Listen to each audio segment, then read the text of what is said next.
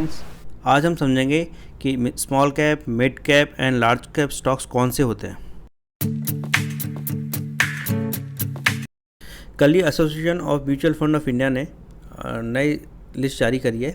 ये actually every 6 month में ये लिस्ट जारी की जाती है। तो उसमें कुछ स्टॉक्स नए ऐड हुए हैं लार्ज कैप में, कुछ मिड कैप में, कुछ निकाल के स्मॉल कैप में भी चले गए। तो ये जो आपके सामने डायग्राम है, ये बेसिकली जो नए ऐड हुए हैं लार्ज कैप और मिड कैप सेगमेंट में, उनके बारे में है। हालांकि मिड कैप में एक और स्टॉक है, 11 स्टॉक है, इसमें 10 ही की लिस्ट है। और लार्ज कैप में 7 स्टॉक्स हुए हैं ऐड, जिसमें आप देख सकते हैं Adani Total, NMDC, Apollo hospital, Cholamandalam investment and finance, SAIL यानी steel authority of India limited, BOB यानी बैंक ऑफ बड़ौदा, हनीवेल है। और ख़ास बात यह है कि आज जब ये इस लिस्ट में जारी हुआ है उसके बाद से अदानी जो टोटल है वो थोड़ा सा संभला है। हालांकि चोलामंडलम नीचे गया, तो आप इसको फ्यूचर रेफरेंस के लिए भी इस्तेमाल कर सकते हैं और देख सकते हैं किस तरह से स्टॉक्स का मूवमेंट होता है जब वो मिड कैप से लार्ज कैप या लार्ज कैप से मिड कैप या स्मॉल कैप की तरफ मूवमेंट दिखाते हैं। तो इसका आप ध्यान रखिएगा। और जैसा कि मैंने आपको पहले बताया हुआ है कि जो सेबी है उसके नॉर्म्स के अंडर में association of mutual fund of India जो है वो ये लिस्ट जारी करती है। ये एसोसिएशन है जो म्यूचुअल फंड्स के रिगार्डिंग रूल्स एंड रेगुलेशन वगैरह सब कुछ देखती है। तो ये हर 6 महीने में, एवरी 6 मंथ ये लिस्ट अपडेट होती है। तो जिनका भी कैपिटलाइजेशन घटता है बढ़ता है कंपनीज़ का, उसके अकॉर्डिंग वो स्मॉल कैप, मिड कैप और लार्ज कैप में इंक्लूड हो जाते हैं। और ये एज़ पर सेबी नॉर्म्स है। म्यूचुअल फंड स्कीम्स होती हैं, अगर आपने ध्यान दिया हो, अगर म्यूचुअल फंड में आप इन्वेस्ट नहीं करते हो, अगर और जो करते हैं उन्होंने तो ध्यान दिया होगा, और नहीं भी दिया हो तो आप समझ लीजिए म्यूचुअल फंड की एक स्कीम होती है कि जो जैसे वो लार्ज कैप स्टॉक्स में इन्वेस्ट करेंगे, मिड कैप में करेंगे, या किस तरीके से एक कॉम्बिनेशन वो पहले से बताते हैं अपने सभी इन्वेस्टर्स को। मतलब एक तरह से जो उसमें म्यूचुअल फंड में इन्वेस्ट करते हैं उन सबको कि ये म्यूचुअल फंड है, ये इसमें इन्वेस्ट करेगा।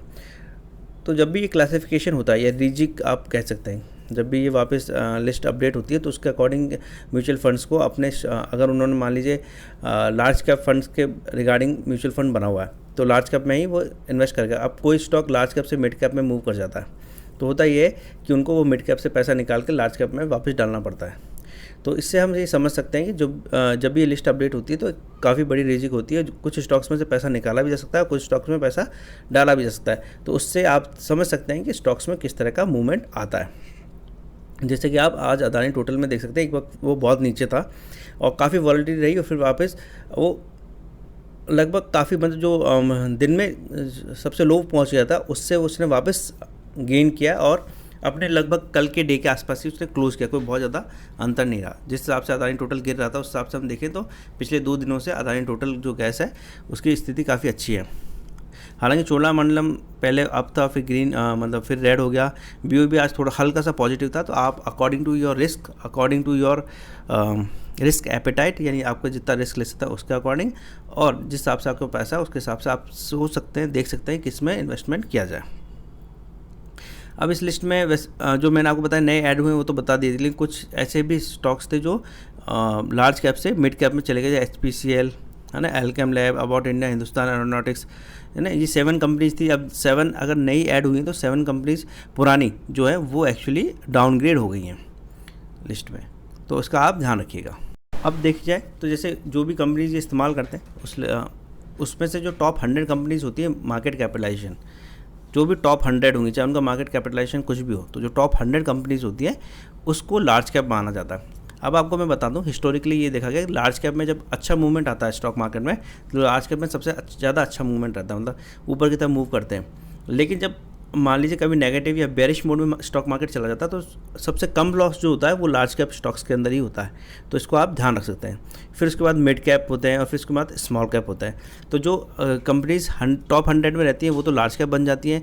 फिर जो कंपनीज नेक्स्ट 150 मतलब 100 के बाद 150 यानी 250 कंपनीज का हम देखें तो फर्स्ट 100 तो होंगी लार्ज कैप में और नेक्स्ट 150 होंगी मिड कैप में, और जो इन दोनों में नहीं होती वो स्मॉल कैप हो जाती हैं। और जैसा कि मैंने आपको बता दिया, इस चीज़ का ज़रूर ध्यान रखिएगा कि सबसे अच्छा जो मूवमेंट आता है कभी भी वो लार्ज कैप में आता है। अगर बहुत ज़्यादा स्टॉक मूव करता है तो सबसे ज़्यादा लार्ज कैप में करता है। अभी रिसेंट में भी यही कहा जा रहा है कि जो लार्ज कैप के स्टॉक्स है वो ओवर प्राइस्ड है। मिड कैप और स्मॉल कैप ने अच्छा इन्वेस्टमेंट रिटर्न दिया है, जैसे 102% और 62% के आसपास रिटर्न है पिछले 8 महीने का। तो बहुत अच्छा रिटर्न है, लेकिन ये उससे कम है जो लार्ज कैप का रहा है। तो आप समझ सकते हैं कि जब भी कोई कंपनी लार्ज कैप मानी जाती है तो उसमें जो प्रॉफिटेबिलिटी है वो किस तरफ आती है और किस तरीके से आ सकती है, क्योंकि मैं आपको कोई रिकमेंडेशन तो दे नहीं सकता, ये तो आपको खुद ही समझना और सीखना पड़ेगा। जैसा कि मैंने आपको पहले बताया था कि म्यूचुअल फंड जो होते हैं वो एक खास एरिया में इन्वेस्टमेंट करते हैं, उसके हिसाब से वो बताते हैं। जैसे मान लीजिए वो टॉप 15 में इन्वेस्ट करेंगे, लार्ज कैप में इसमें इन्वेस्ट करेंगे, मिड कैप में इन्वेस्ट करेंगे, स्मॉल कैप में इन्वेस्ट करेंगे। इस तरीके से जैसा कि मैंने आपको बताया था वो उसी कैटेगरी के स्टॉक्स में इन्वेस्टमेंट कर सकते हैं। अब होता यह है कि जब भी कोई रीजिक होती है या इस तरीके से शिफ्ट होता है कि मान लीजिए वो मिड कैप के स्टॉक्स में इन्वेस्टमेंट कर रहे थे म्यूचुअल फंड्स, अब वो स्टॉक स्मॉल कैप में चला जाता है, तो होगा ये कि उनको जो अपना पैसा है स्मॉल कैप से निकाल के वापस मिड कैप के स्टॉक्स में डालना होगा। तो ये रीजिक जो होता है ये हमें थोड़ा सा आइडिया दे देता है किन स्टॉक्स में कितना बेनिफिट हो सकता है। तो जैसा इसमें भी लिखा हुआ है कि वो फंड हाउसेज जो है that had an investment in these stocks through their mid-cap focus funds have to reduce their exposure to meet the regulatory norms। यानी रेगुलेटरी नॉर्म्स के अकॉर्डिंग उनको अपने जो है एक्सपोजर घटाने बढ़ाने पड़ेंगे।